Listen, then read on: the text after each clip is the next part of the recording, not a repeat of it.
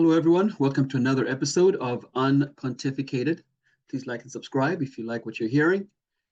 So, in this episode, I'm going to kind of give my opinion on what I think is a mistake. This trip that Mark Carney is making to China this week. When back in 1984, my family, we were living in Kenya at the time. My parents were South African refugees. And so we were living in Kenya. And in 1984, my parents decided we're going to immigrate. And they gave us, the kids, they were thinking the three options that they were considering. And that was the US, Canada, and Australia. Now, the kids of us all enthusiastically picked Canada. Canada just seemed to have a safer vibe, a better, intrigued us more. And we just loved the idea. I really can't understand why, well, can't remember why, but we liked the idea of moving to Canada more than moving to the US or to Australia. So, the parents agreed and we moved to Australia. That was back in 1984. So I have lived here in Canada now for almost 42 years now. And Canada is still, one of the best countries, I think, in the world to move to. Right? I think, as we saw with Trudeau and his careless immigration policy, if Canada decided to open up the borders and just say, we're going to take 1 million immigrants a year, every year for the next 10 years, they would have no problem finding people who want to come and move to Canada. Canada is still a place where people believe that they can come here, raise their families in a safe place. Canada is still a place where people gives people hope for a good life. But I wonder if we're now going in the wrong direction, and I think we are. I think after 10 years of Trudeau with his woke, feminist, leftist policies, he has left Canada in a very vulnerable, a very weak situation. Back in 1984, Canada was still seen as a major player on the world stage. Now, people are wondering if it still even belongs in the G7. So Canada has fallen out of being a main country, really, on the world stage, and we don't seem to be turning that around. We're not turning that around, I don't think. At least I'm not seeing it. This trip that Mark Carney is taking to China at this time, at this point in Canada's history, I think is a mistake. Now, I understand why he's doing it. These meetings are being touted as high-level meetings, right? These meetings are about trade diversification, about diplomacy. And I understand that on paper, that's exactly what we need. We need to diversify our trade with what the US is doing. We need to get into a better diplomatic situation with China. China is our second largest trading partner. Right? So this is certainly on paper something that is good to do. But this isn't 10 years ago. This is not even 5 years ago. This is now. And things are different now. In Trump 2.0, Donald Trump has made it clear that the Western Hemisphere is America's. America is flexing its muscles and flexing in a big way. This taking of Maduro from Venezuela is, I think, I won't say a starting point, but it's just a symptom, basically, of how Trump feels about the Western Hemisphere, the Monroe Doctrine, or the newly touted Donroe Doctrine, where he is not going to allow China or Russia or any of America's enemies, Iran, anywhere near any facilities, products, countries that are here in the Western Hemisphere, or certainly in a proximity to the US. In his mind, it's just not going to happen. It's a big time flex. And he's doing the same thing with Greenland. Cuba, and all these nations that may have, or that are friendly with these nations that Donald Trump feels are enemies of America. And that includes China. And when you're looking at a country like Canada, with a smaller population, with a military that is limited, and with deep economic roots tied to the United States, is it a good idea to poke the bear and go to China now at this time?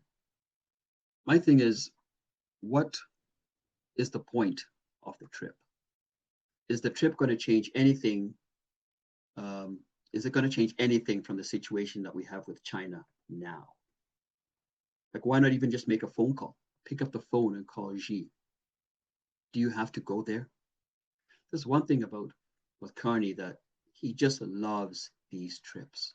And then he throws on Facebook, I had a meeting with this minister, I had a meeting with this leader, and we talked about how we're going to improve trade.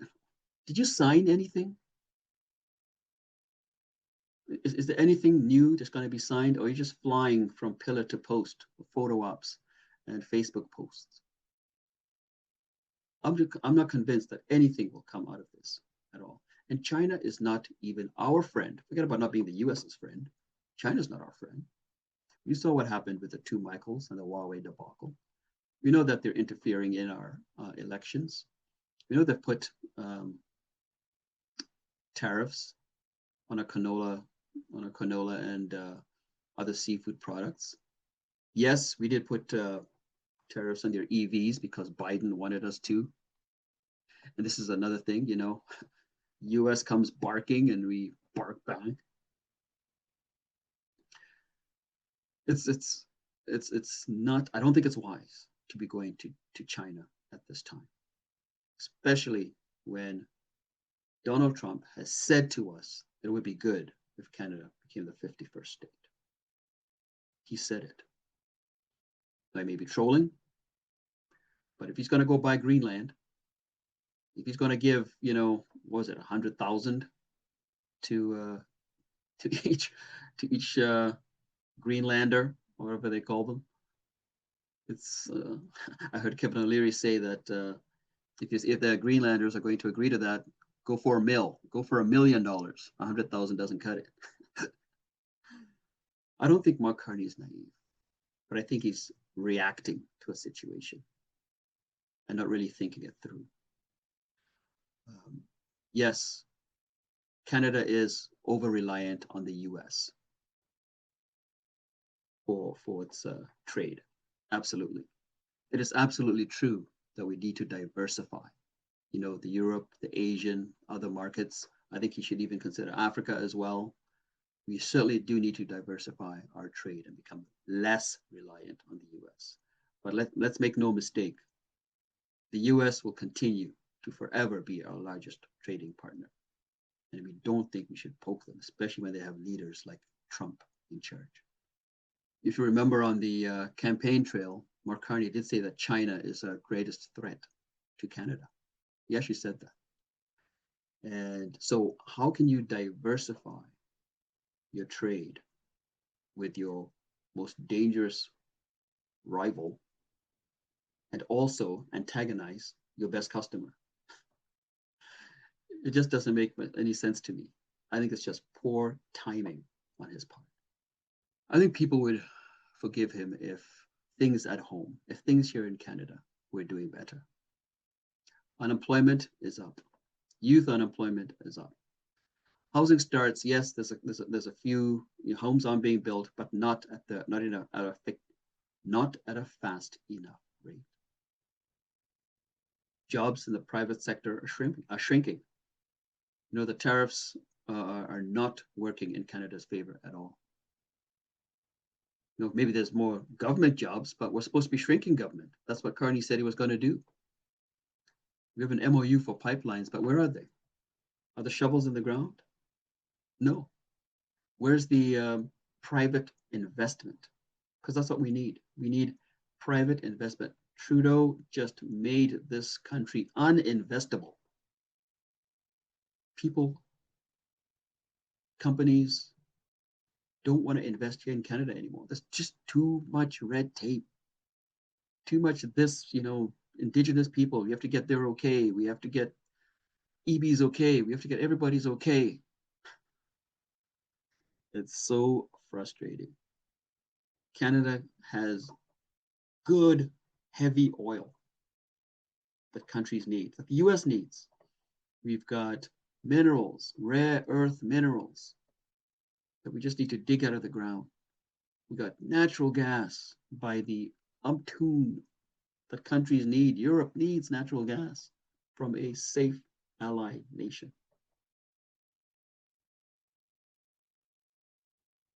We need strong leadership. We need Trump style leadership where people who just don't just do what they need to do. It's my understanding that the federal government doesn't need the consent of the provincial government to build a pipeline. It's just courtesy that they're getting it. They could go ahead. So go ahead, get it done. Now, but I do think it's a good idea to not build a federally owned pipeline. Get out of the way, government, get out of the way so that private companies can come in here and make Canada investable again.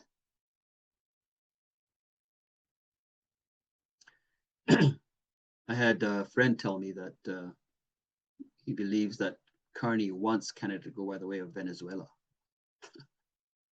I mean, I hope not. I hope he's wrong. I don't know. I certainly hope he's wrong. But if we continue on this way that we're going with bad leaders, then why not? Venezuela has the oil that we have. We have the same oil, heavy oil. We have the same rare earth minerals. They have bad leadership. I mean, real highly socialist, just terrible. If we're going to go by that way, then maybe we will end up like Venezuela with bad socialist programs and policies instead of strong capitalist, market-based government, get out of the way policies. Let the private companies do their thing. This is the best way for any country. So, I mean, engaging with China is not wrong. I think we should obviously keep that trade opening. It's our second largest trading partner. And we should keep that trade open. But to make it look like you want to, strengthen ties at this time, I think it's a net loss. Let's say you do strengthen ties and then you weaken ties with the US. That's a loss. You don't want to weaken your ties with the US. Canada doesn't. It's not a good idea. So while, trade is still happening with China, and let's obviously keep that going. If you can certainly get rid of the tariffs that they have on our products, okay, great. But you don't have to go there and make it look like you're engaging them seriously, and then get the ire of Donald Trump. He already, stopped the negotiations because of the ad of Doug Ford. This guy's not averse to doing these kind of things. He wants to make America great again. So Canada, please. Mark Carney, think of the country you are running. Think of Canada. Stop thinking of yourself or your Brookfield friends. Okay, think of Canada, and it's time to stay home. Stay home and get things going. Stop traveling all around the place. You don't need to do that. I think you're the most traveled world leader since you've become world leader, leader of Canada. You've traveled way too far, man. Just stop it. What do you guys think? Do you think I'm way off base? Do you think that this going to talk with China is a good move? It's going to move Canada further ahead, that it's a net positive? I don't. I'd be interested to hear what you think in the comments. Please let me know. Please like and subscribe, and I'll see you next time.